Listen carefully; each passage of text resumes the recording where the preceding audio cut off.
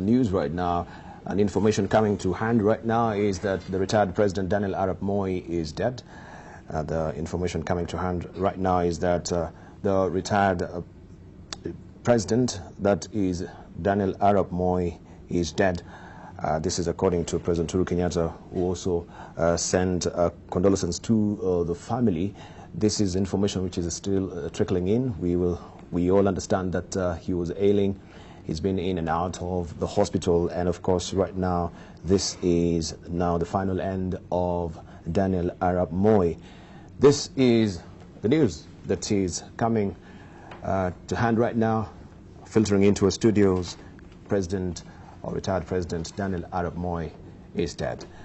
This is according to President Uhuru Kenyatta, who has sent condolences to the family, and also we can see tributes are still now trickling in on social media. Hashtag also rest in peace Moi is trending right now, and this changes our conversation also this morning, just in honor of the retired president who ruled this country for 24 good years.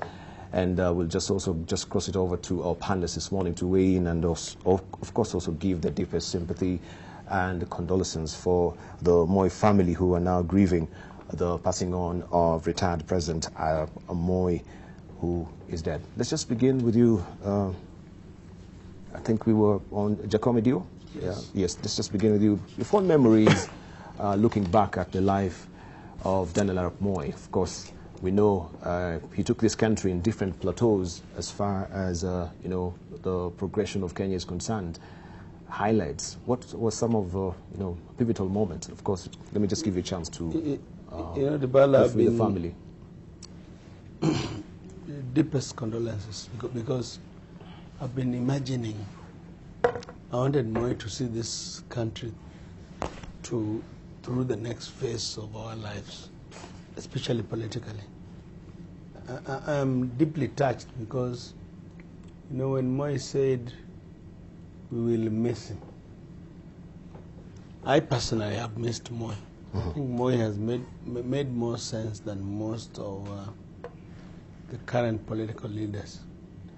I would want to really express my deepest condolences to the family. I think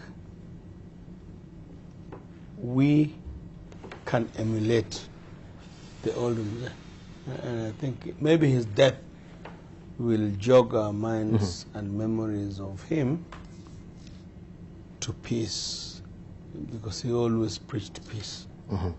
He was never heavy-handed, and may God put his soul in peace.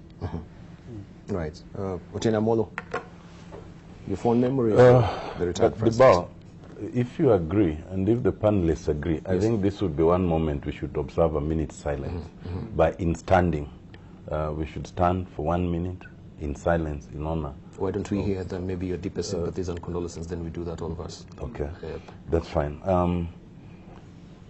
Love him or hate him, the late President Moi held this country for at least a quarter of a decade.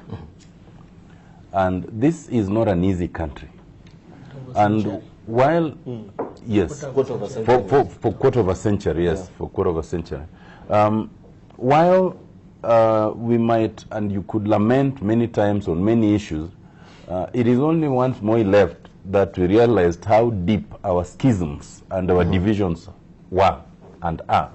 And you start to understand some of the things that he used to say or do. Secondly, I think no one would fault and no one would challenge the fact that President Moi meant the best for the common Mwananchi. He tried everything he could to make sure that the lives of the ordinary person was good. Whether the policies that were formulated by some of his handlers matched that is a different matter. Lastly, I remember no person, no president, no leader who was more proud of being Kenyan and protected the sovereignty of Kenya like Moi did, including to the point of dismissing virtually every other country, every other institution, every other ambassador. And sometimes that is actually the foundation of statesmanship. I think we owe it to him to emulate him in that respect. Right. Aaron Cheriot. Well, On behalf of the people of Kericho, I want to pass my condolences to the Moi family. This is a very sad moment for them. It's never easy to lose a loved one, for one, and secondly, a loved one who stands so tall as a statesman, that is President Moi.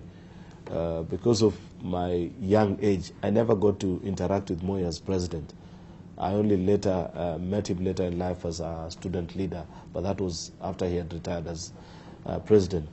So I do not share the kind of memories that maybe Eseli, Jakoyo, and Matangi may have of him as a president, because for the latter part of his presidency, I was still a school-going kid.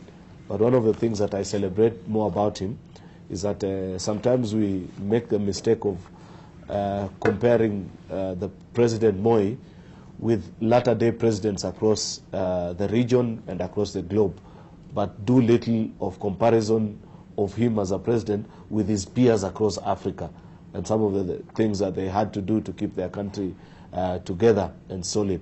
Kenya is 56 years old, 24 of which he was our president, which is slightly just below half of the time we've been in existence. Therefore, he's been our longest serving president, and his influence will continue for quite a long time.